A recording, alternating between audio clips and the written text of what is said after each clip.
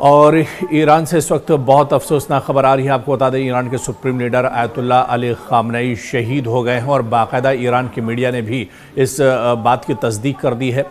आपको बता दें कि ईरान के supreme leader Ayatollah Ali Khamenei ने कहा था कि वो शहादत तो कबूल करेंगे लेकिन झुकना नहीं कबूल करेंगे, और ठीक वैसे ही आखिरी दम तक वो दुश्मनों के खिलाफ एक तरह से लड़ते रहे, अमेरिका और इजराइल के खिलाफ एक तरह से आवाज़ बुलंद करते रहे और पूरी मजबूती के साथ वो एक तरह से खड़े रहे, लेकिन उन्होंने झुकना कबूल नहीं किया। हालांकि अब उनकी शहादत की खबर आ रही है और ख़बर ये भी है कि उनकी बेटी और उनके जो नाती हैं उनकी भी शहादत इस हमले में हुई है।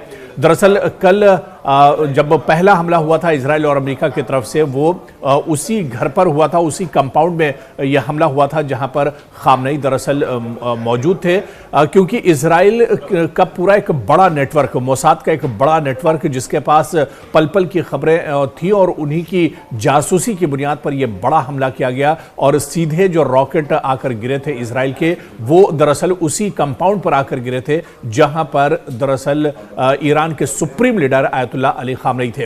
हालांकि अभी इस बात की तस्दीक हो गई है, लेकिन ईरान ने अभी भी कहा है कि वो झुकने को तैयार नहीं है।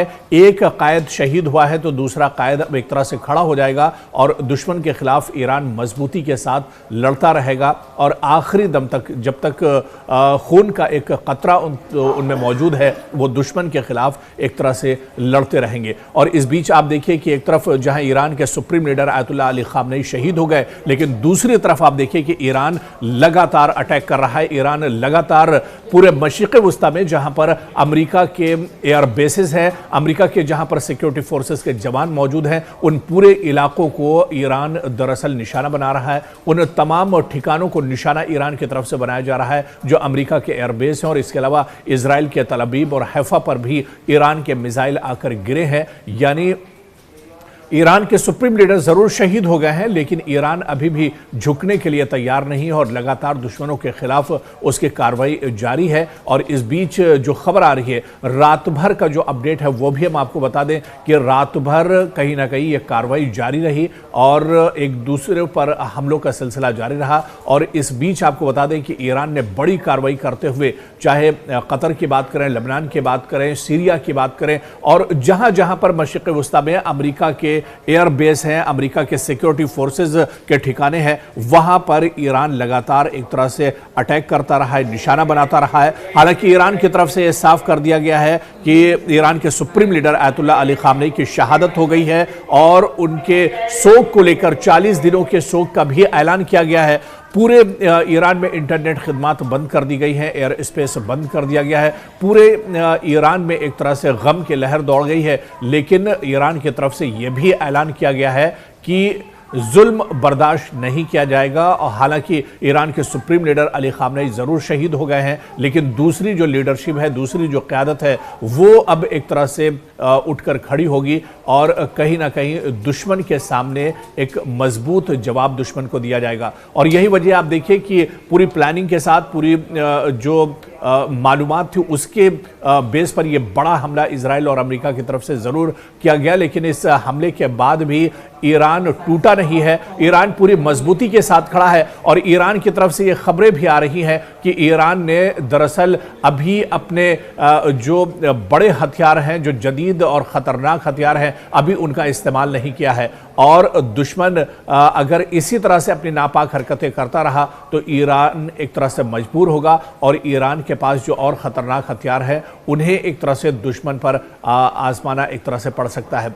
और इस बीच आपको बता दें कि ईरान की सलाहियतों की अगर बात करें या फिर ईरान के इस वक्त मुश्किल आजमाइश से गुजर रहा है और सबसे बड़ा सवाल दरअसल मशरिक़ वस्ता की वो ताकतें हैं, वो अरब ममालिक है जो मशरिक़ वस्ता में है, लेकिन वो इस वक्त ईरान के साथ एक तरह से नहीं खड़े हैं।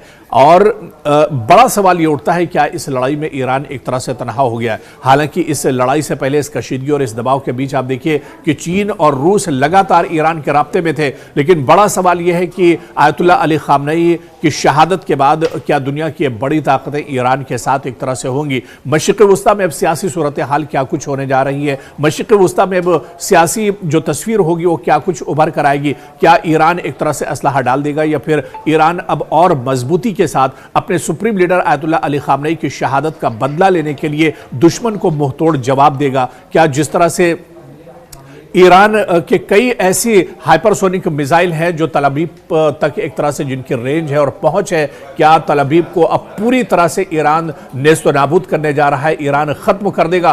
क्योंकि ईरान ने भी कसम खाई थी कि अगर ईरान के supreme leader ayatollah Ali Khamenei को थोड़ा सा भी नुकसान पहुंचता है या उनकी शहादत अगर होती है तो ईरान पूरी मजबूती के साथ दुनिया के खिलाफ, इजराइल और अमेरिका के खिलाफ लड़ेगा।